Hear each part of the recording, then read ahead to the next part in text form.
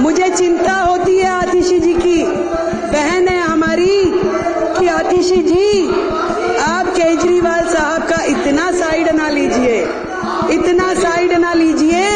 और आपसे कहना चाहूंगी कि तू इधर उधर की ना बात कर, तू इधर उधर की ना बात कर, ये बता कि काफिला कैसे लुटा। केजरीवाल जी आपको यहाँ फंसा के न जाने कौन से बिल में घुस गए हैं। जब वो स्वाति मालीवाल को अपने घर में बुला करके उसके साथ दुर्व्यवहार कर सकते हैं, तो आतिशी जी आप भी कोई दूर नहीं है। कल को आपके लिए भी कोई घटना दुर्घटना ना हो, इस बात की मुझे चिंता है। भाई जितनी मर्जी स्लिप वहां से भी भेज सकते हो आप।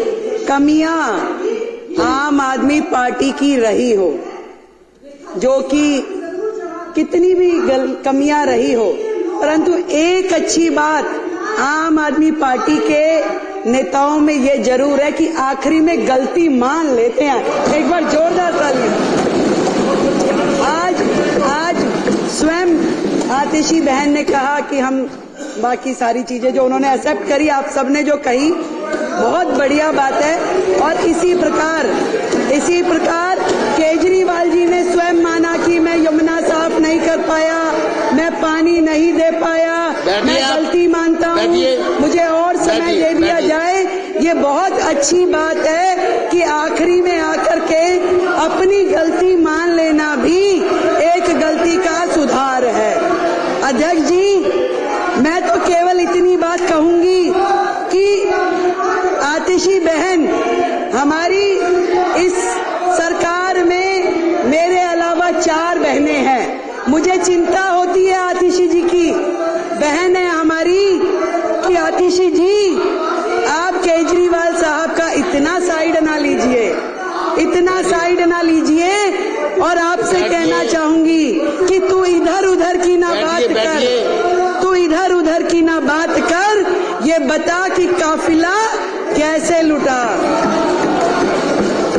और आज केजरीवाल जी आपको यहाँ फंसा के न जाने कौन से बिल में घुस गए हैं। जब वो स्वाति मालीवाल को अपने घर में बुला करके उसके साथ दुर्व्यवहार कर सकते हैं, तो आतिशी जी आप भी कोई दूर नहीं है। कल को आपके लिए भी कोई घटना दुर्घटना ना हो, इस बात की मुझे चिंता है।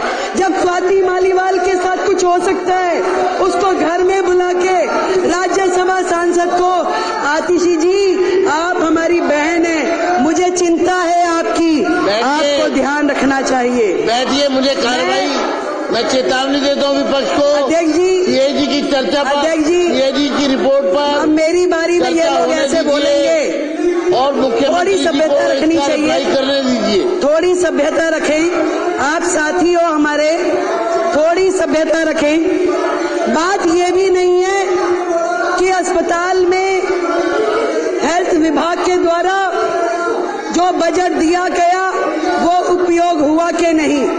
बात ये भी नहीं है कि कितने बेडों की जरूरत थी और कितने मिले। बात ये भी नहीं है कि दवाइयाँ जो चाहिए थी जनता को वो दी नहीं गई। बात ये है कि जो दिल्ली के लाखों लोग इनके अस्पतालों की वजह से धक्के खाते खाते दुखी हुए, उसके जिम्मेवार ये आम आदमी पार्टी के लोग हैं। आप सीएजी से मत भागिए, बैठिए। आएंगे आएंगे आएंगे आएंगे, चिंता मत कीजिए, बिल्कुल आएंगे। अभी आप सुनने का मादा रखिए। अभी ये देखिए ये लोग क्या करते हैं, जब इन्हें पता है कि अब इनकी और उंगली है। आपकी मैडम का उसमें नाम है क्या? आपकी मैडम का नाम है क्या? मार्शल जनरल सिंह जी को बाहर ले जाए। चलो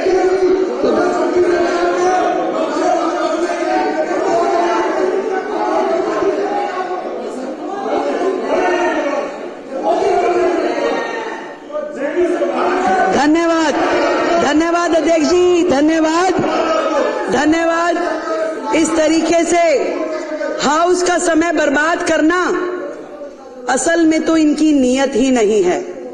इन्हें मालूम है कि ये जो रिपोर्ट, अभी तो केवल मात्र 2 रिपोर्ट सदन पटल पे लाई गई हैं, तो इनके होश उड़ गए हैं। पूरे के पूरे अखबार, पूरा मीडिया, पूरे चैनल्स रोजाना सुबह से शाम तक इनके काले चिट्ठे खोलते हैं और ये सोच रहे हैं कि बाकी की 12 आ जाएगी तो इनका क्या हाल होगा, क्योंकि ये पूरी तरीके से सर तक भ्रष्टाचार में डूबे हुए हैं।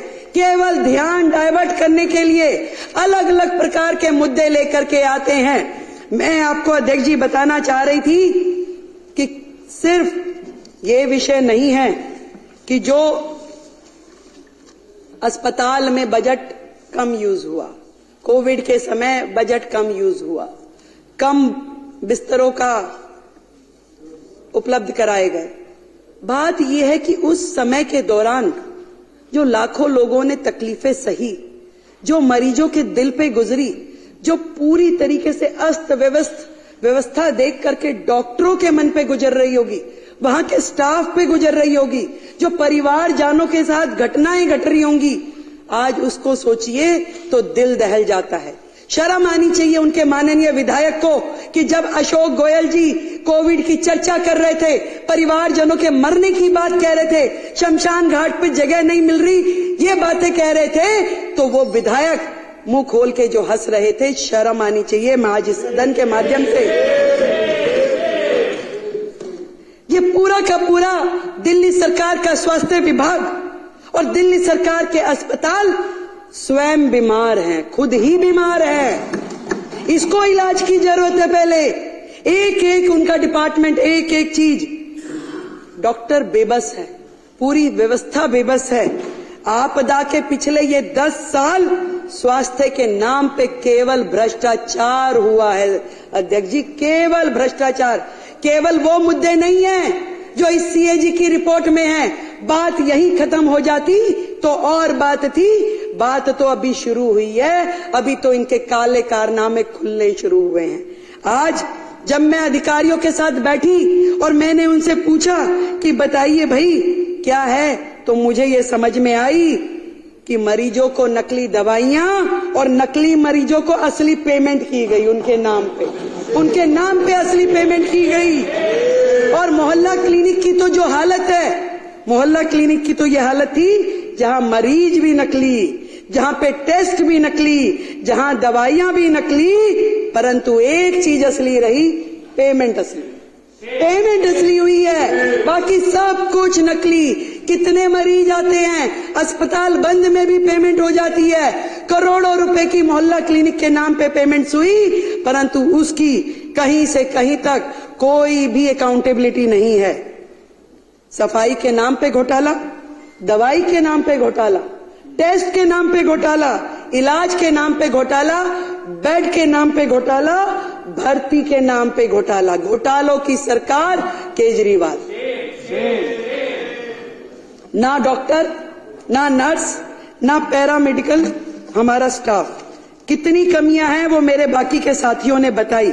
फिर भी मैं आपको ये बताना चाहूंगी कि जो नर्सिंग स्टाफ है, जो सेंशन है, वो 7,977 में से केवल 5,791 है। 2,186 नर्सिंग स्टाफ की सीट्स आज भी वेकेंट है। आप मानिए कि अस्पताल में यदि 2,000 नर्सों की कमी है तो उन अस्पतालों की क्या स्थिति चल रही होगी।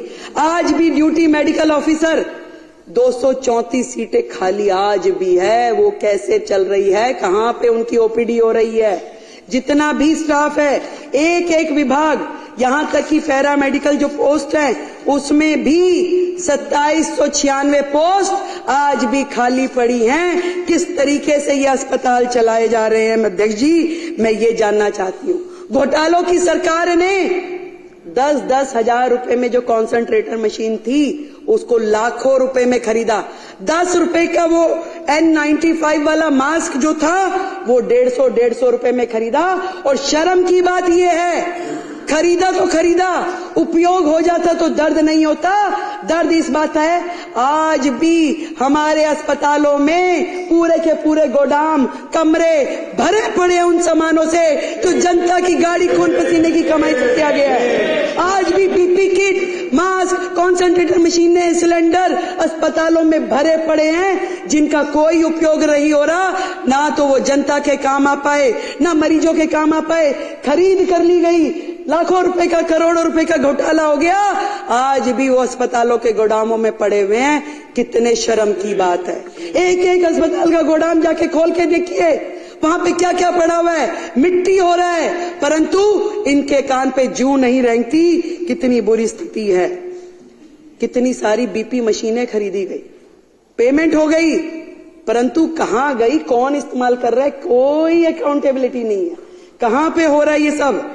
ICU, CCU, operation theatre, MRI, सारी की सारी मशीनें, कोई रेट फिक्स नहीं है, कोई दर नहीं, कहां किस तरीके से खरीद हो रही है, कोई पूछने वाला नहीं था।